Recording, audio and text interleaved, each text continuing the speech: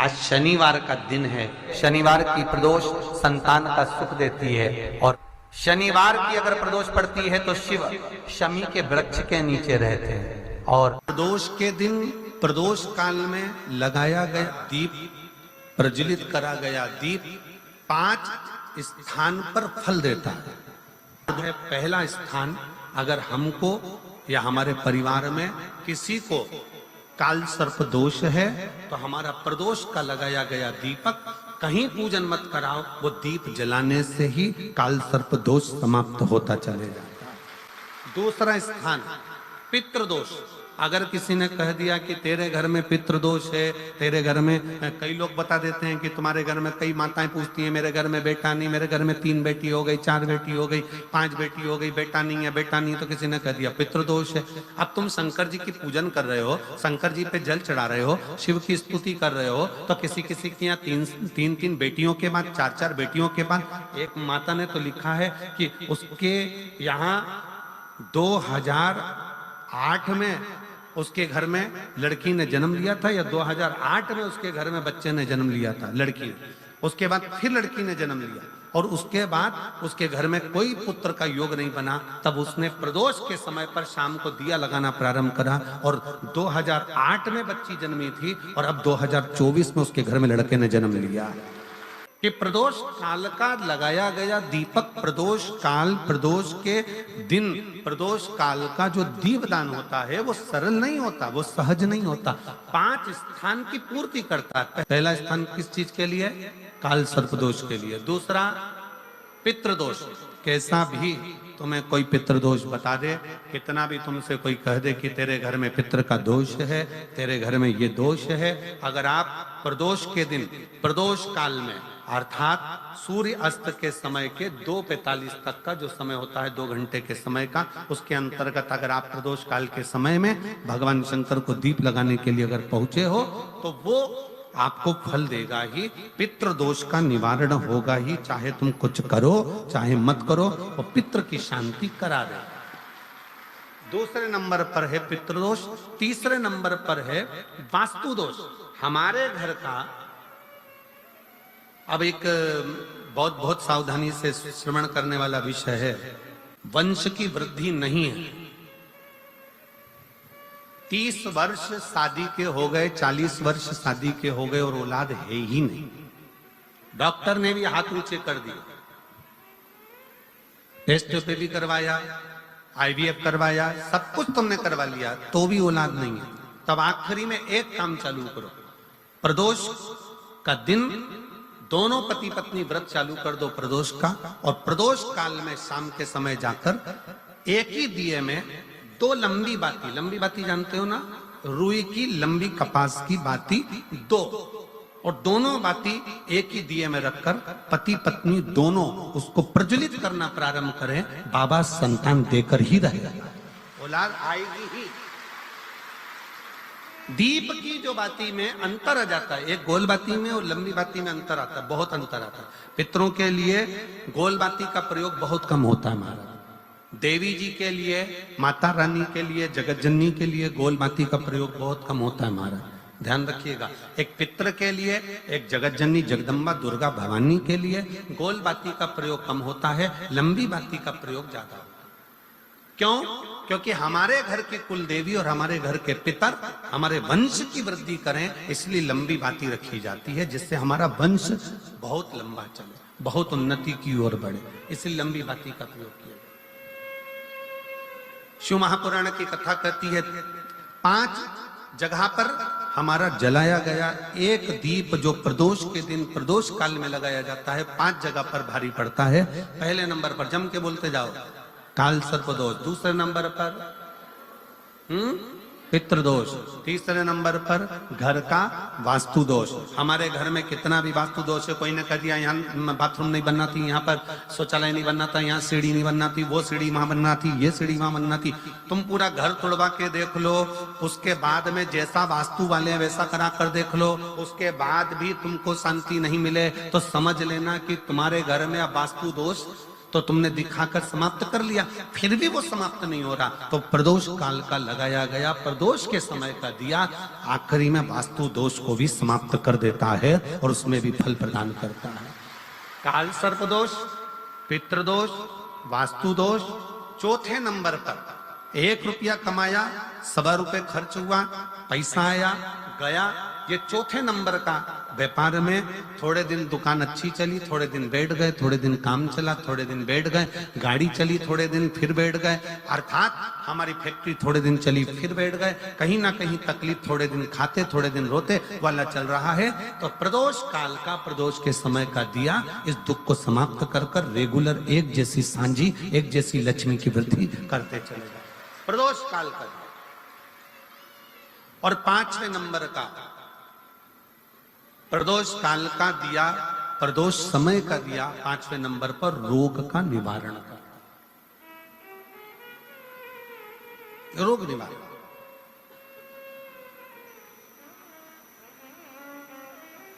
ये 5 स्थान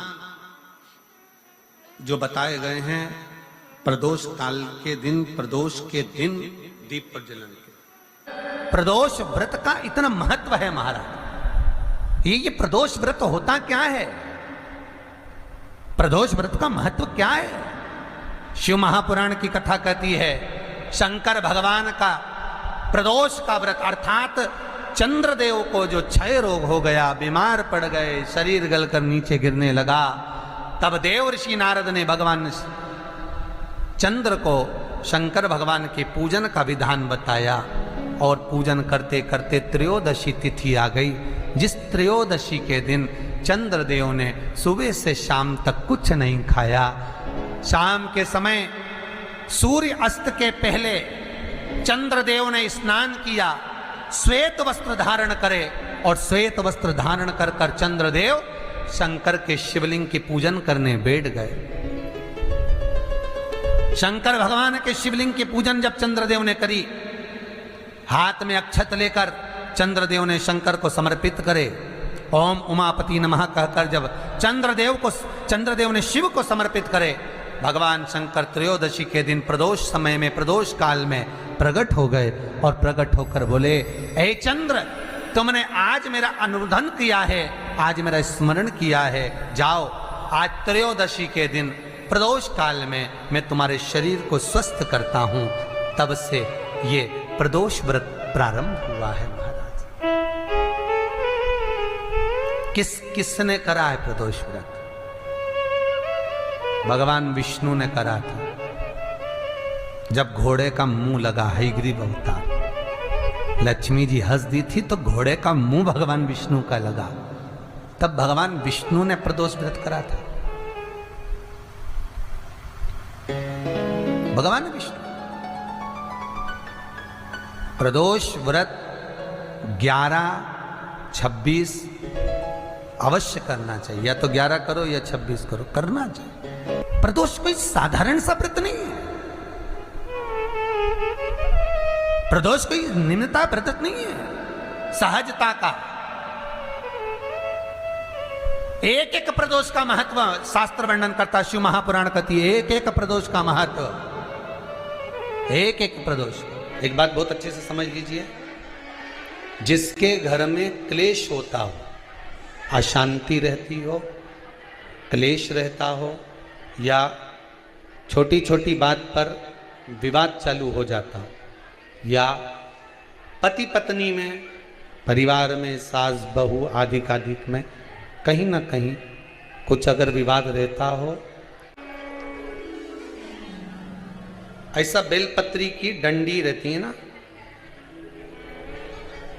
बहुत ध्यान दीजिएगा महाराज। जैसे ये बेलपत्री की जो डंडी होती है, डंडी का जो भाग होता है बेलपत्री की, ऐसा बेलपत्री की 7 भाग ले लो, मतलब बेलपत्री 7 ले लीजिए।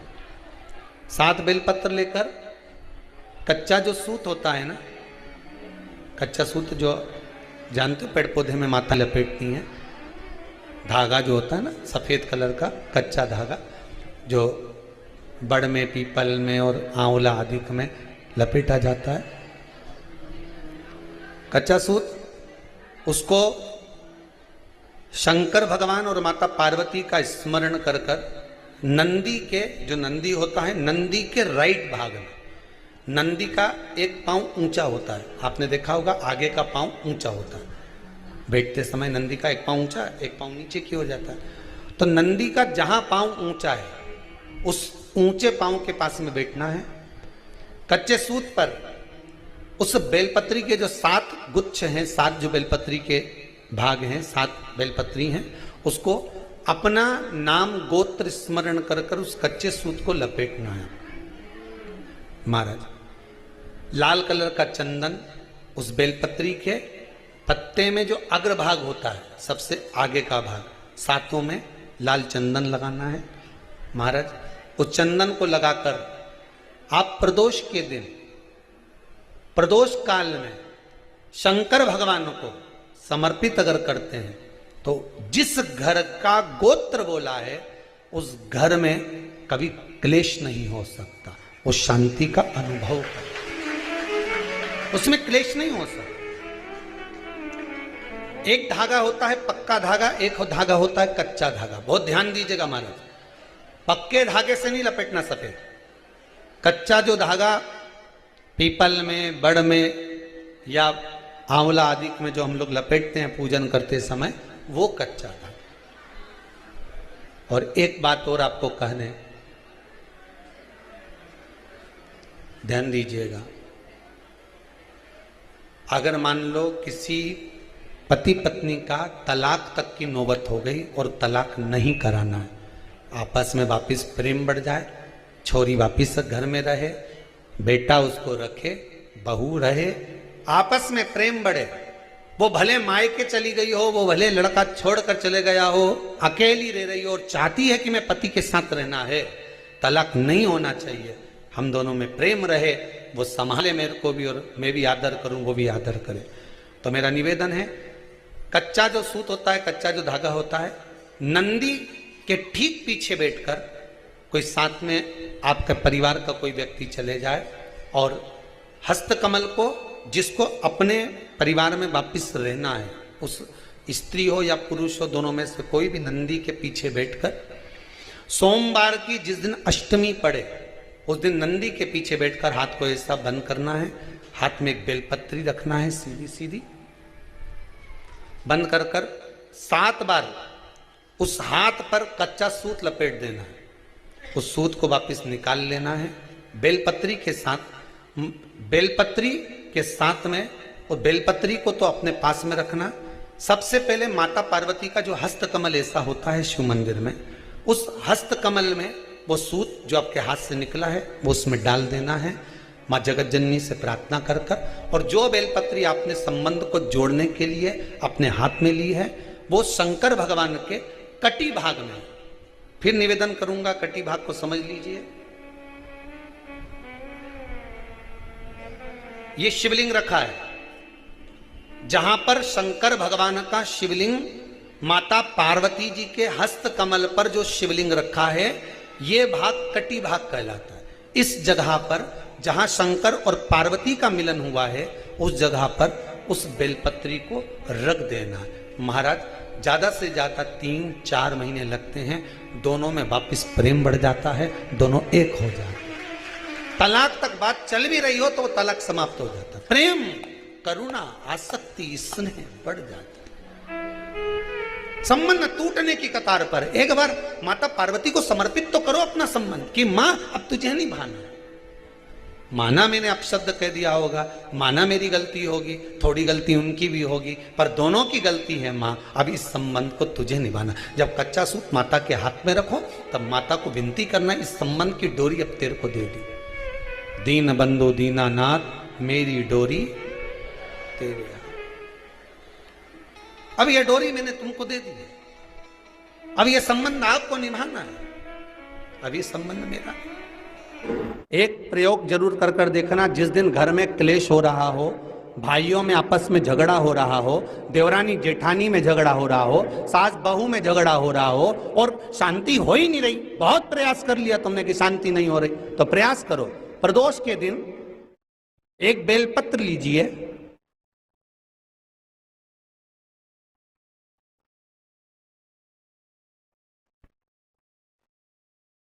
प्रदोष के दिन बेलपत्र लेकर अपना जो परिंडा होता है, परिंडा जानते हो, मटका, हंडा, जहां पानी भरते हो, पितरों का स्थान, उस परिंडे को बेलपत्र छुआकर उस बेलपत्र को शंकर भगवान के ऊपर जो जलाधारी होती है, उस जलाधारी में इस डंडी को अपने घर का नाम गोत्र बोलकर उसको डाल दिया जाता है। एक लोटे पानी में थोड़ा सा शहद मिलाकर उस जलाधारी में भगवान शंकर का भृंगेश्वर नाम लेकर चढ़ा दिया जाता है। शिव जी को चढ़ाया हुआ जल उस बेलपत्र को चढ़ाकर जाइए, कितना भी तेज झगड़ा हो रहा होगा, मात्र 10 मिनट के अंदर एकदम शांत हो जाता है, झगड़ा रह ही नहीं पाता। कितना भी झगड़ा हो रहा, मात्र 10 मिनट, 15 मिनट से ज्यादा नहीं टिक सकता। पत्र खाओगे शंकर जी के मंदिर की तो मुख में जीवान छार छार हो जाती है। बोलो सही है कि गलत? प्रतिदिन बेलपत्र खाओगे शंकर मंदिर की तो मुख में कई बार छाले भी पड़ जाते हैं। सत्य है कि गलत है? शिव महापुराण की कथा कहती है अति सर्वस्व वर्जते।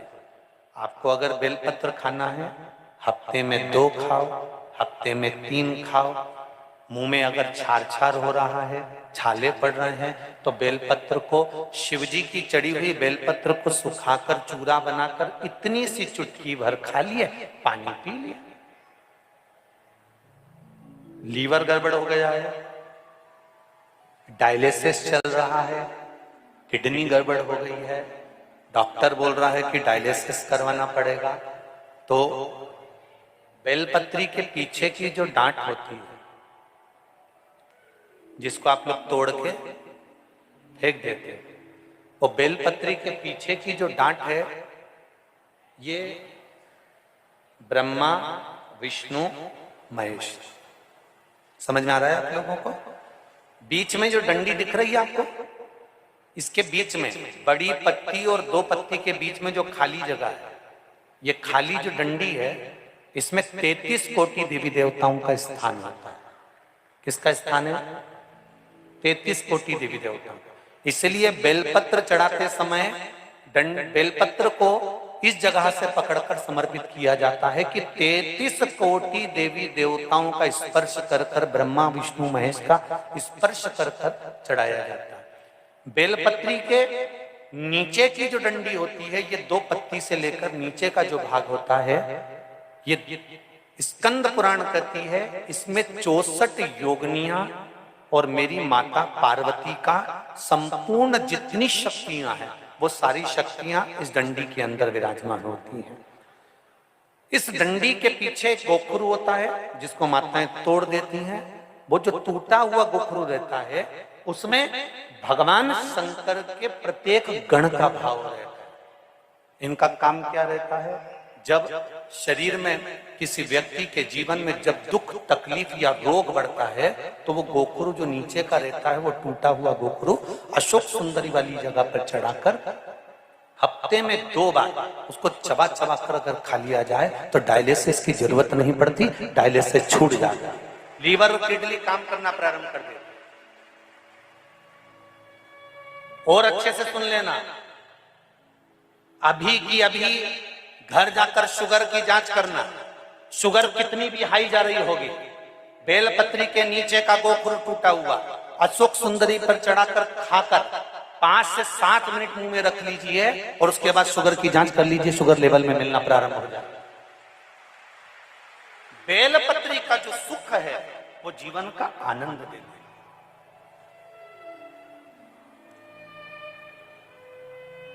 साधारण नहीं है बेलपत्र।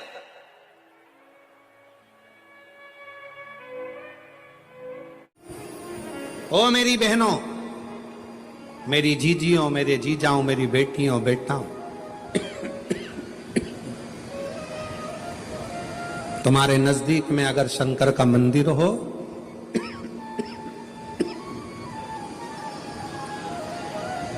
तो उस शिव मंदिर में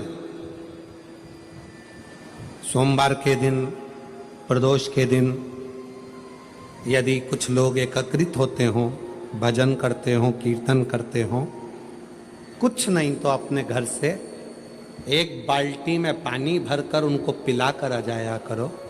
पानी नहीं हो तो थोड़ी खड़ी शक्कर ले जाया करो, थोड़ा गुड़ ले गए, उनका मुख झूठा करा दिया करो। क्यों? क्योंकि शिव भक्त के शरीर की हड्डी का स्पर्श भी राक्षस को हो गया, वो तर गया। अगर कोई शंकर का भक्त है और उसका मुख हमने झूठा करा दिया तो हमारे घर के भंडारे कभी खाली नहीं होते, भरे भरे। करना क्या है? जब व्यक्ति को ऐसे गलत विचार आने लगे पूजन के समय पर, अच्छी जगह पर, ये गलत विचार, आप गलत कर नहीं रहे हो, आप मांसाहार नहीं कर रहे हो, आप किसी स्त्री को गलत नहीं देख रहे हो, आप किसी पुरुष को गलत नहीं देख रहे हो, आप किसी मदिरा की दुकान पर नहीं गए हो, पर आपकी विचार धारणा में अगर ये चीजें पूजन करते समय, भजन करते समय, अर्चना करते समय, मंदिर जाते समय, मंदिर में बैठते समय, मंदिर में उपवास करते समय तुम्हारी बुद्धि में अगर ये चीजें आ रही हैं, मन में अगर ये चीजें पाठ करते करते भी अगर आ रही हैं, तो समझ लेना कि आपके ऊपर कहीं ना कहीं किसी ना किसी रूप में कोई अन्न किसी के घर का ऐसा खा लिया है जिसके कारण तुम्हारी बुद्धि थोड़ी सी भ्रष्ट हुई है। उसको सुधारें कैसे, उसको संवारें कैसे? अब किसी ने यही प्रसंग को सुनकर कहा, गुरुजी अगर किसी के घर का अन्न खाया है तो अन्न खाने के बाद तो वो पच गया, पचने के बाद वो गंदगी में निकल भी गया। अब तो वो विचार आना बंद हो जाना चाहिए। अब तो 1 साल हो गया, 2 साल हो गया, 1.5 साल हो गया, 6 महीना हो गया, तो भी वही विचार आ रहा है। तो हमारा निवेदन है, भोजन करने के बाद भोजन पच जाता है, भोजन करने के बाद भोजन समाप्त भी हो जाता है, पर उस भोजन से जो रक्त की 4 बूंदें बनती हैं वो इस शरीर में दिन रात तुम्हारे मरते दम तक दौड़ती रहती है। शरीर में वो रक्त की बूंद चलती रहती है। इसलिए विचार 1 साल, 2 साल, 4 साल, 6 साल, 15 साल ऐसे चलते रहते हैं। उस विचारों को, गलत सोच को, गलत विचारों को, गलत दृष्टि को समाप्त कैसे करें? मेरी जीजियों, मेरे जीजाओं, मेरी बेटियों, बेटाओं, मेरी माताओं, मेरे भाई, मेरे बांधव, अपने को भी अगर गलत विचार आते हो, पूजन के समय पर पाठ करते करते गलत जगह पर अपना मन जा रहा हो, तो 5 प्रदोष, एक कटोरी में 1 चम्मच घी, गाय का, देसी गाय का 1 चम्मच घी, 1 चम्मच भी ना हो तो आधी चम्मच घी, आधी चम्मच भी अगर घर में ना हो तो 2 बूंद घी, 2 बूंद भी ना हो तो देसी गाय का 1 बूंद घी अपनी हथेली में मध्य में लगाकर, जो शंकर भगवान का, भगवान शिव जी का जो शिवलिंग होता है, उस शिवलिंग के ऊपर के भाग पर अपनी हथेली को रखकर, और जो अशोक सुंदरी वाली जगह है उस जगह पर अपनी हथेली का घर्षण करना चाहिए। लगभग 5 प्रदोष अगर आपने कर लिया तो निश्चित है आपकी बुद्धि में कभी गलत विचार पूजन करते समय आएगा ही नहीं, और गलत दृष्टि की ओर जाओ।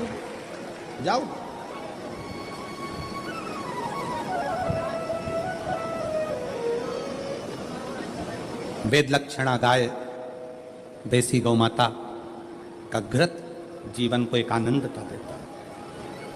आनंद।